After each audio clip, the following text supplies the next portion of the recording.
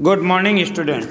हम बात कर रहे थे हमारी पाठ्य पुस्तक के अंतर्गत गद्य खंड का चतुर्थ अध्याय सांवले सपनों की याद, जिसमें हमने देखा कि सालिम अली जो कि एक पक्षी विज्ञानी थे, उन्होंने किस तरह से अपने जीवन को पक्षियों की सेवा, सुरक्षा और हिफाजत के लिए समर्पित किया।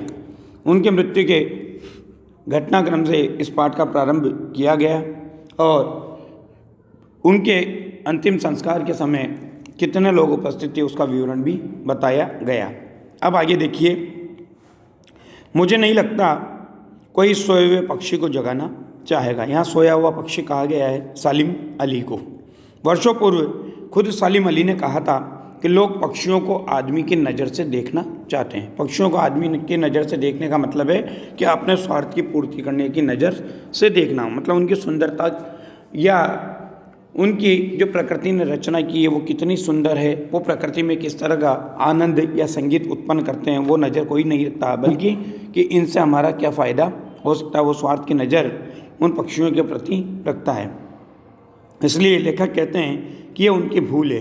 ठीक उसी तरह जैसे जंगलों और पहाड़ों, झरनों और आबशार भी झरने ही होते हैं, को वो प्रकृति की नज़र से नहीं, आदमी की नज़र से देखने को उत्सुक रहते हैं। कहने का मतलब है कि इन सब चीज़ों को मानव केवल अपने स्वार्थ पूर्ति के दृष्टिकोण से ही देखता है।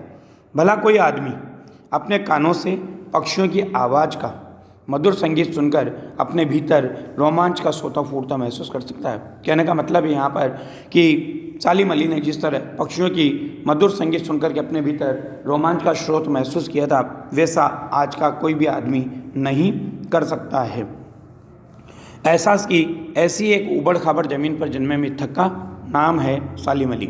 एहसास की उबड़ खाबड़ ज़मीन क्यों कहा?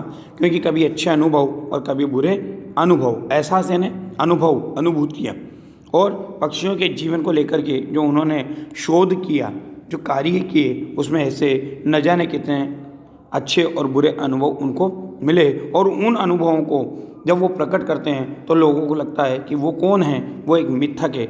मिथक कहलाता है पूरा कथाओं का तत्व, जिसको नए रूप में प्रस्तुत किया जाता है। मतलब जो प्राचीन कथाएं होती है उनका तत्व है कि जैसे हम लोग पहले पढ़ते थे कि पक्षी बोला करते थे, पक्षी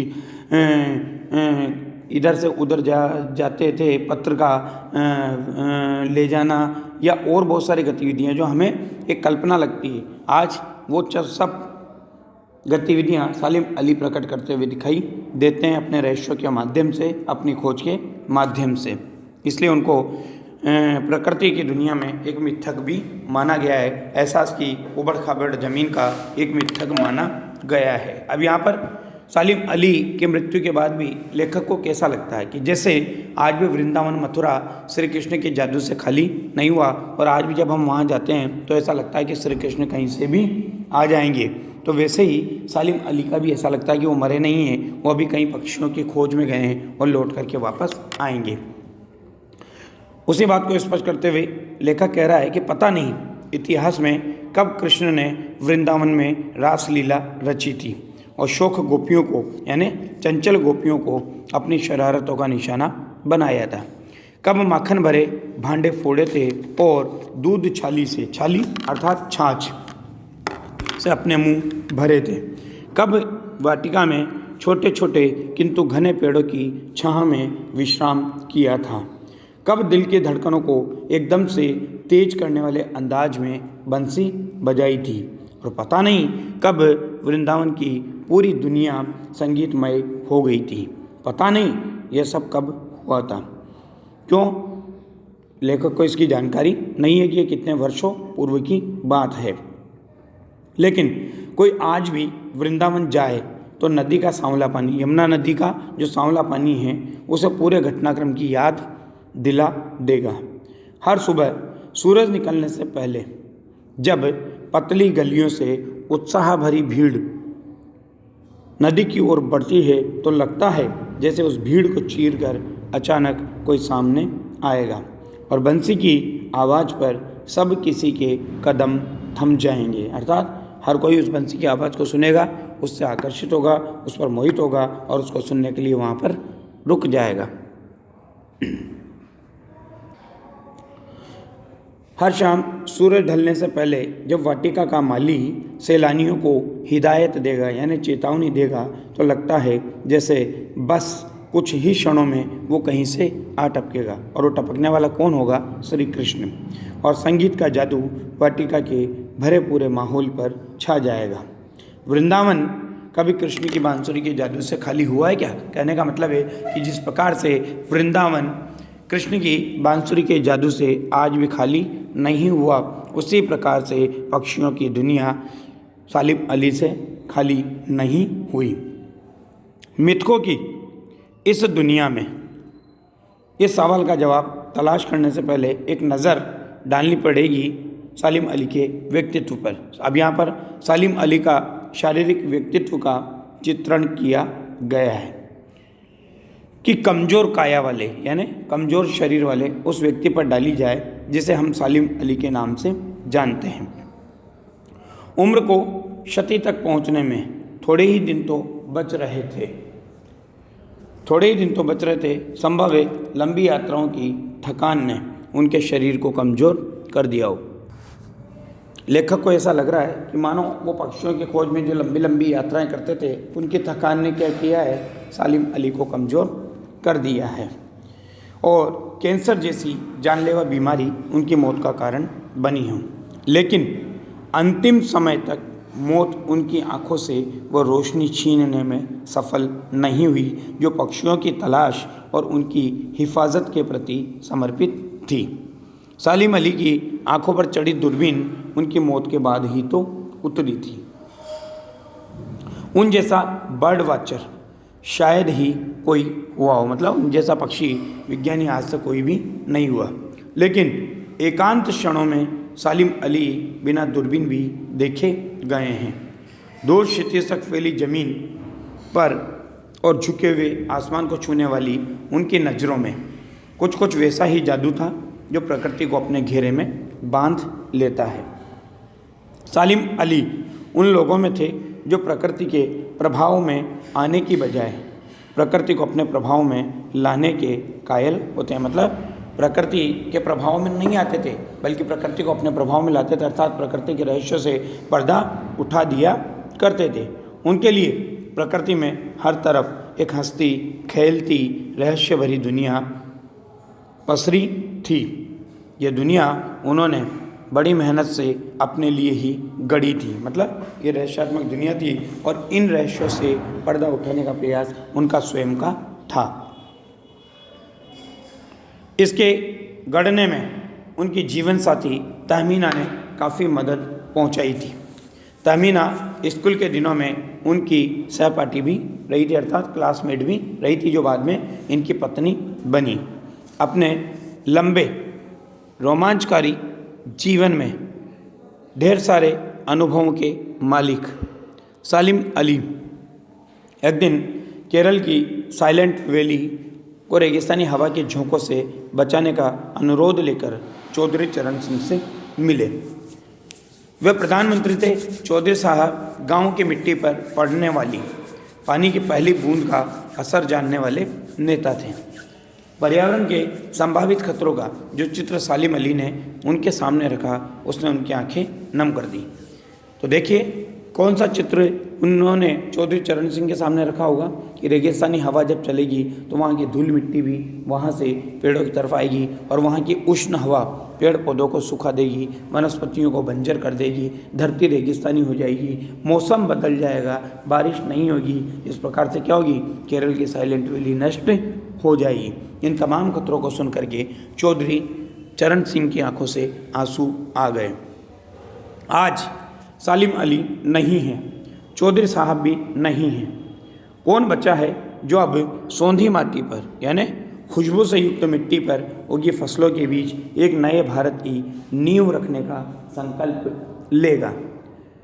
कहने का मतलब है कि सालिम अली के जाने के बाद ऐसा लगता है कि कोई भी नहीं है जो उगली फसलों के बीच एक नए भारत की नींव रखने का संकल्प लेगा।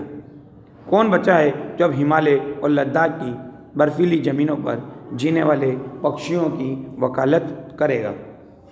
सालिम अली ने अपनी आत्मकथा का नाम रखा था फॉल ऑफ ए स्पैरो। मुझे याद आ गया D.H.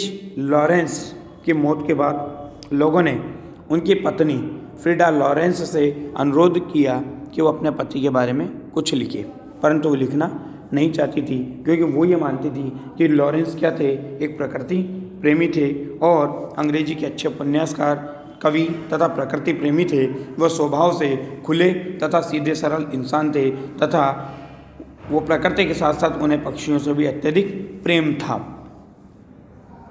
लेकिन उसने कहा कि मेरे लिए लॉरेंस के बारे में कुछ भी लिखना असंभव सा है। क्यों? क्योंकि मुझे महसूस होता है कि मेरी छत पर बैठने वाली जो गौरैया है, एक चिड़िया का नाम है गौरैया है, वो लॉरेंस के बारे में ढेर सारी बातें जानती है, मुझसे भी ज़्यादा जानती है। वो सचमुच इतना खुला खुला और सादा दिल आदमी था कि मुमकिन है लॉरेंस मेरी रगों में, मेरी हड्डियों में तो समाया हो, लेकिन मेरे लिए कितना कठिन है उसके बारे में अनुभवों को शब्दों का जामा पहनाना। अर्थात कहने का मतलब है कि वो शब्दों के माध्यम से उसके व्यक्तित्व को प्रकट नहीं कर सकती। मुझे यकीन है कि मेरी छत पर बैठी गौरैया उसके बारे में और हम दोनों ही के बारे में मुझसे ज़्यादा जानकारी रखती है। इस प्रकार से जो जटिल प्राणी थे, जिनके जीवन बहुत कठिन था, ऐसे प्राणी, ऐसे पक्षियों के लिए सालिम अली हमेशा एक पहेली बने रहेंगे। क्यों? क्योंकि सालिम अली ने ऐसे जटिल प्राणियों के जीवन के रहस्यों का भी पर्दा खोल दिया, उनके रहस्यों का उद्घाटन कर दिया। बचपन के दिनों में, अब ये घटना है जिसने इनको पक्षी प्रेमी बना दिया था। बचपन के दिनों में उनकी एयरगन से घायल होकर गिरने वाली नीलकंठ की वो गौरैया सारी जिंदगी उन्हें खोज के नए नए रास्तों की तरफ ले जाती रही। जिंदगी की ऊंचाइयों में उनका विश्वास एक क्षण के लिए भी नहीं डिगा। वो लॉरेंस की तरह नैसर्गिक जिंदगी का प्रतिरूप बन गए थे। अर्थात जिस तरह लॉरेंस ने क्या किया था, अपना जीवन प्रकृति को समर्पित कर दिया था, लॉरेंस प्रकृति के प्रेमी थे, उसी प्रकार उनका जीवन भी प्रकृतिमय हो चुका था। उन्हीं की भांति सालिम अली भी अपने को प्रकृति के लिए समर्पित कर चुके थे, यहाँ तक कि वे स्वयं प्रकृति की भांति सरल, सहज, भोले और निश्चल हो चुके थे। सालिम अली प्रकृति की दुनिया में एक टापू बनने की बजाय अथाह सागर बनकर उभरे थे। ये बात भी मैं आपको क्लियर कर दूं, इसको अंडरलाइन कर लेना कि सालिम अली प्रकृति के खुले संसार में जानकारियां एकत्र करने के लिए निकले। उन्होंने अपने आप को किसी सीमा में बंद नहीं किया। टापू क्या होता है? एक सीमा में बंधा हुआ होता है, लेकिन सालिम अली ने अपने आप को एक सीमा में बंद नहीं किया।